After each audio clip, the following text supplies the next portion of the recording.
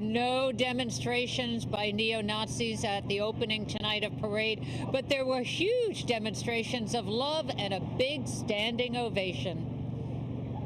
Opening night for any Broadway show is usually a tense and anxious time, but for Parade, perhaps even more so, with a visible police presence and tightened security after a group with neo-Nazi ties demonstrated in front of the theater on the first night of previews, spewing anti-Semitic slurs. Because I refuse to give them any energy, and that's all I want to talk about it, because they don't deserve the airtime. History, if you don't learn from our history, as we see, we will only repeat it. My mother can't stop crying. Parade depicts the true story of Leo Frank, who was convicted of the rape and murder of a 13-year-old girl in Georgia in 1913.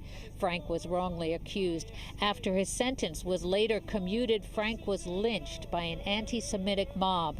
In the decades since, he was exonerated, and the state of Georgia posthumously pardoned him. I feel affirmed spiritually by him and by Lucille and by everything. You know, I got to go visit his home in Brooklyn and found out that a not very distant friend of mine is actually living there with her family, and he went to the Pratt Institute, and my fiance's comes from the Pratt family, and so I just think there's been all kinds of affirmations from the universe at every step, including, you know, the horrific thing that happened at our preview, which was, you know, irritating but a good reminder. Like, we are taught hatred as human beings, and I think that the anger and the fear that those neo-Nazis had outside of our theater is the same fear that the people in our show who hanged Leo Frank, spoiler.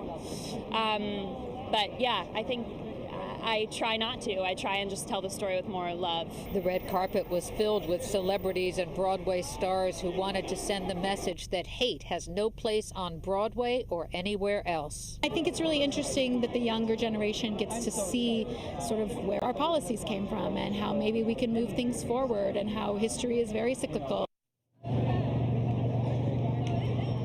And it's interesting to note that when this show opened on Broadway in 1998, there were no demonstrations, only at the revival this year.